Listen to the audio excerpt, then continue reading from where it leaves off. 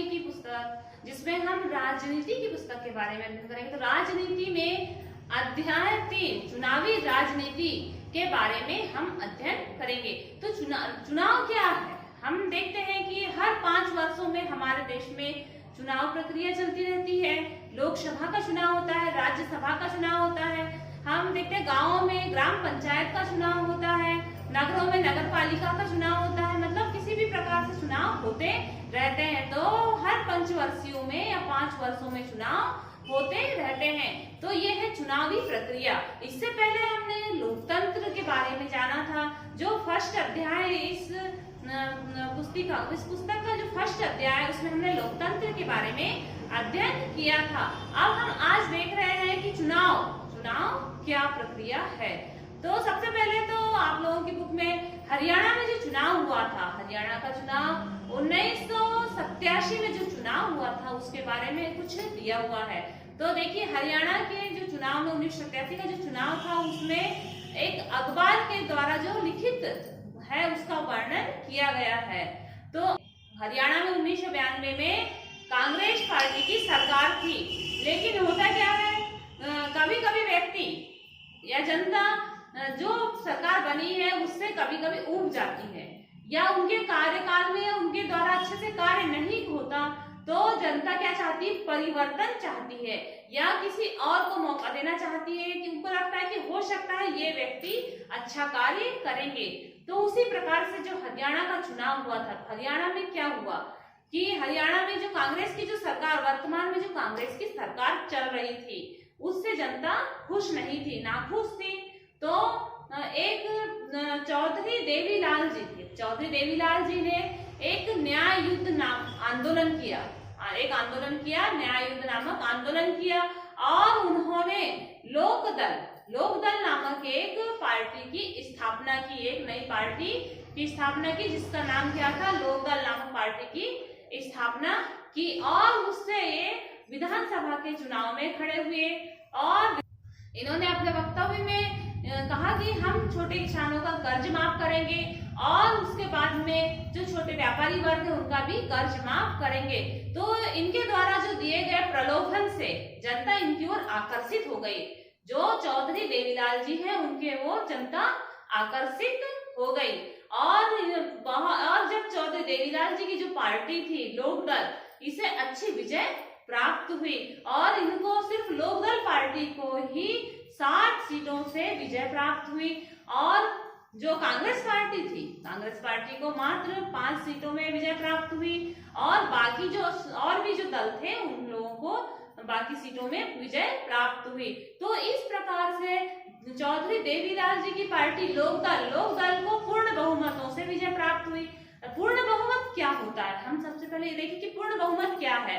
जिस प्रकार से हरियाणा में 90 सीटों पर चुनाव हुआ, हरियाणा में कितने सीटों पर चुनाव हुआ? 90 सीटों पर चुनाव हुआ। तो 90 सीट में से यदि 45 यानी आधे से अधिक सीट जिसको मिल जाती है उसका मुख्यमंत्री बन जाता है।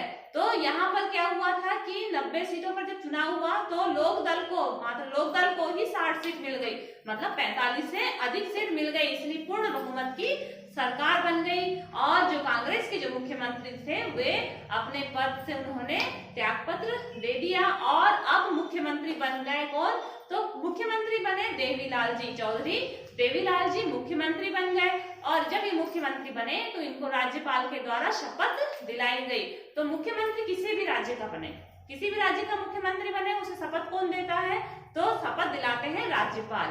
तो इस प्रकार से देवीलाल जी हरियाणा के मुख्यमंत्री बन गए, और इनका कार्यकाल 4 वर्ष का रहा। और उसके बाद में 1991 में फिर से हरियाणा में चुनाव हुआ।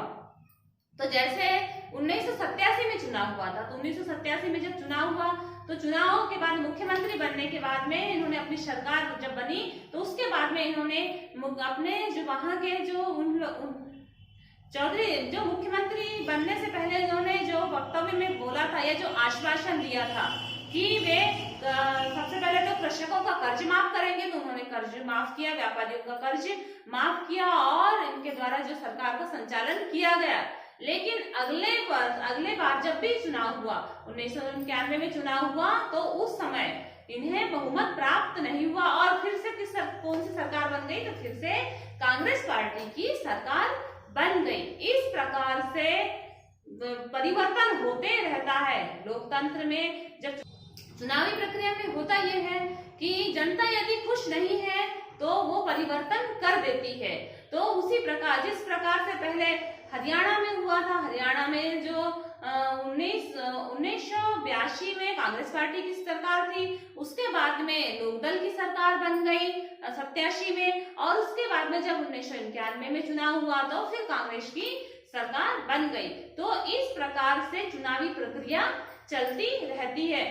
और देखा जाता है कि जब भी चुनाव होते रहते हैं तो चुनाव में नेता लोग चुनावी सभाएं करते रहते हैं, बहुत ज्यादा मात्रा में सभाएं करते हैं। प्रातः 8 बजे से 11 बजे तक इन लोगों की लगातार सभाएं चलती है और चुनावी माहौल रहता है। इनको लगता है कि हमें चुनाव जीतना है, और चुनाव जीतने के बाद में कुछ अच्छे नेता अच्छा कार्य भी करते हैं, कुछ अच्छे कार्य करते भी हैं, और कुछ लोग सिर्फ अपनी कुर्सी संभालने का ही कार्य करते हैं। तो इस प्रकार से चुनावी प्रक्रिया हो गई। चुनाव की आवश्यकता क्यों है?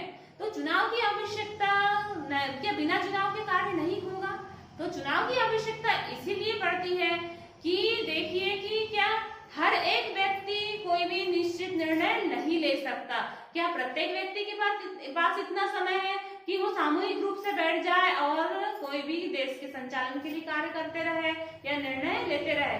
तो इसीलिए जनता के द्वारा एक प्रतिनिधि चुना जाता है। जनता के द्वारा एक प्रतिनिधि चुना जाता है। प्रतिनिधि मतलब कि जनता ने उसे चुना है और वो जनता का प्रतिनिधित्व करता है, और जो भी देश के लिए कार्य करना है या जनता के लिए कार्य करना है तो उस कार्य के निर्णय उस प्रतिनिधि के माध्यम से करवाए जाते हैं। इसीलिए चुनाव की आवश्यकता पड़ती है। अब हम देखेंगे और हम ये भी जानते हैं कि हमारा देश कैसा देश है, लोकतांत्रिक देश है। हमने पिछले वीडियो में जाना भी था कि लोकतांत्रिक देश में और अलोकतांत्रिक दोनों देशों में चुनाव की आवश्यकता पड़ती है। तो चुनाव करवाना पड़ता है, वो पंचवर्षीय भी हो सकते हैं और कुछ देशों में 6 वर्ष के भी चुनाव हो सकते हैं। तो हमारे यहाँ भी विधायिका, कार्यपालिका और न्यायपालिका है। उस प्रकार चुनावी प्रक्रिया में चुनाव किस किस के बीच, तो चुनाव अपना विधायक का होता है और सांसदों का होता है और ग्राम पंचायत के चुनाव होते हैं। इस प्रकार से अपने चुनाव होते हैं और 5-5 वर्षों में चुनाव होते हैं। अब आने वाले इसमें हम देखेंगे चुनाव को लोकतांत्रिक मानने के क्या आधार हैं। चुनाव को लोकतांत्रिक कैसे माना जाता है? तो पहला, हर किसी को चुनाव करने की भी आजादी हो और प्रत्येक व्यक्ति के चुनाव का मूल्य एक होना चाहिए। फिर हम देखते हैं दूसरा इसका कि चुनाव में विकल्प उपलब्ध हो और प्रत्येक व्यक्ति को चुनाव में खड़े होने की भी आजादी हो, जिसे जो चाहे वो चुनाव में खड़ा हो सकता है और अपना वर्चस्व दिखा करके या अपनी योग्यता दिखा करके चुनाव जीत सकता। तो तीसरा पॉइंट है कि चुनाव का अवसर नियमित अंतराल में मिलता रहे और हर किसी को हर कुछ वर्षों में या हर 5 वर्ष में चुनाव होता रहे या कुछ वर्ष अंतराल चुनाव होता रहे। तो ये इसका चौथा पॉइंट है कि लोग जिसे चाहे उसी का चुनाव होना चाहिए, वास्तव में उसी व्यक्ति का चुनाव होना चाहिए। स्वतंत्र और निष्पक्ष करवाया जाना चाहिए, जिससे कि व्यक्ति स्वयं अपने इच्छा अनुसार व्यक्ति का चुनाव कर सके। जो जिसे चाहता है वह उस व्यक्ति को चुनाव में खड़ा कर सके और उस व्यक्ति का प्रतिनिधित्व आगे बढ़े और वह चुनाव जीत करके सामने आए और वह देश के लिए कुछ कार्य करे और जनता के लिए कुछ कार्य करे। इस लोकतंत्र में चुनाव में जो भी व्यक्ति खड़ा होता है तो उसको सबसे पहले तो ये सोचना चाहिए कि लोगों का हित किस चीज में है, लोगों का हित है और लोग किस चीज में प्रसन्न है, उस कार्य को अच्छे से करे और रूपरेखा से कार्य करे और जिस पद के लिए चुना गया है तो वह अपनी पूर्ण निष्ठा के साथ उस कार्य में संलग्न रहे और स्वयं के स्वार्थ को न देखते हुए देश हित में और लोगों के हित में कार्य करे। इस प्रकार से वीडियो में देखेंगे चुनाव की हमारी प्रणाली क्या है, किस प्रकार से चुनाव होते हैं, तो उसके बारे में हम अध्ययन करेंगे। इस वीडियो में आज के लिए इतना ही रहा। आने वाले वीडियो में चुनाव की प्रणाली के बारे में विस्तार से अध्ययन करेंगे।